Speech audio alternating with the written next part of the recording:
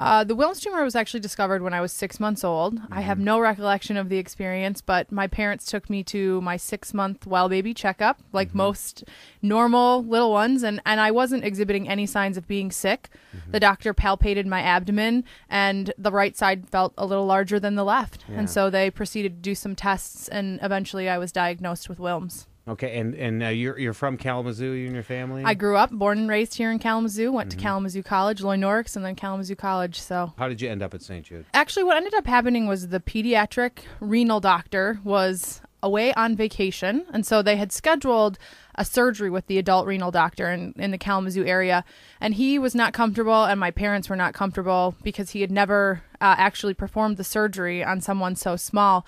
So my parents talked to a family friend, who is a physician, and he referred them to 2 different hospitals, one in New York and then St. Jude in Memphis, and my parents did not want a big city, and so St. Jude ended up being the choice. When was the last time you visited St. Jude? Actually, I became part of the St. Jude Life Study recently, so I was there in October. It had been the first time in 7 years that I had actually been to the hospital. Now, I was diagnosed at 6 months, so I went every single year, if not multiple times a year, for 23 years of my life. So it was weird to not be there for 7 years and to go back and see what it was like, but it's amazing, and it has changed so much. And all I can, I think of it, and I think of the word vibrant, I think of the word hope, and I think of the word happiness. So it's amazing that you can see a hospital like that and think of the death and the sadness and cancer. It's such a big, scary word, but it's a really happy place down there. They always say once you're a patient, you're always a patient, basically, and you run into the same people. Obviously, they become friends of family. They walk their children down the aisle. Absolutely. Yeah. Lunitha was one of my nurses from my thyroid cancer. And we took pictures together. We stay in contact via email. I wasn't able to see my surgeon, Dr. Davidoff, but hopefully when I head back down there, possibly this summer, I'll be able to see him as well. That's fabulous. Is there anything that you remember from your time at St. Jude that really sticks out to this day that you'll always, a memorable moment? Sad, happy, whatever it might be. Wow, I know that's a hard question. Big question. Big question for such a long history with the hospital. One of the people that I remember the most was Mike. Mike worked in the lab, so he drew blood. He was also an EMT, and he ended up becoming, the kids loved him. He was just always so happy and goofy, and he joked around with you. And so the thought of getting your blood drawn was no longer scary because Mike was there to tickle you and mess around with you. He was just a great guy, and he ended up being on commercials, and he's not at St. Jude anymore, but you ask about Mike, and people still know who he is. Yeah, and it's those little things that, well, they're not little, but the people that this hospital does, the extras that no other hospital really is going to do. Absolutely. You walk up to the building and it's pink.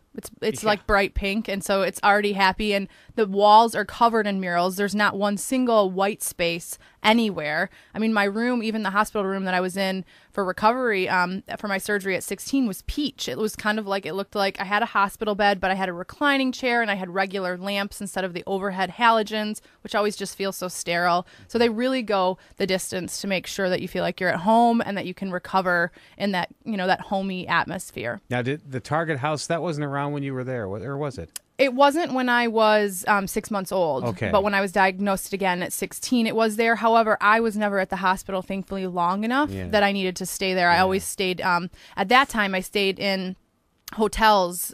St. Jude had, partnerships with hotels around Memphis, and now they have the Grizzly House, which is right on the campus, which is where I stayed in October. But we always stayed at hotels. Daniel, the shuttle driver, there's another example. I saw him, and Gary was down there. Jerry was down there, and I saw him in October as well. So people stay there. They want to work there. They want to be there. They love the kids. So. Yeah, they do.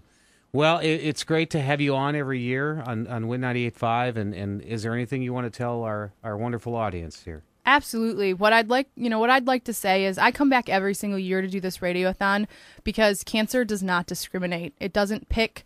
There was nothing wrong with me in particular that I had cancer twice, and you never know who it's going to hit. And that's why we have to fight against this disease. And St. Jude is a leader in fighting against this disease. And because they share their research, because they take care of kids here in Michigan and everywhere, it's a place where we need to give back to so that no other child will die in the dawn of life. We need to save our kids. Exactly. How you feeling? I'm feeling great. Good. I'm healthy.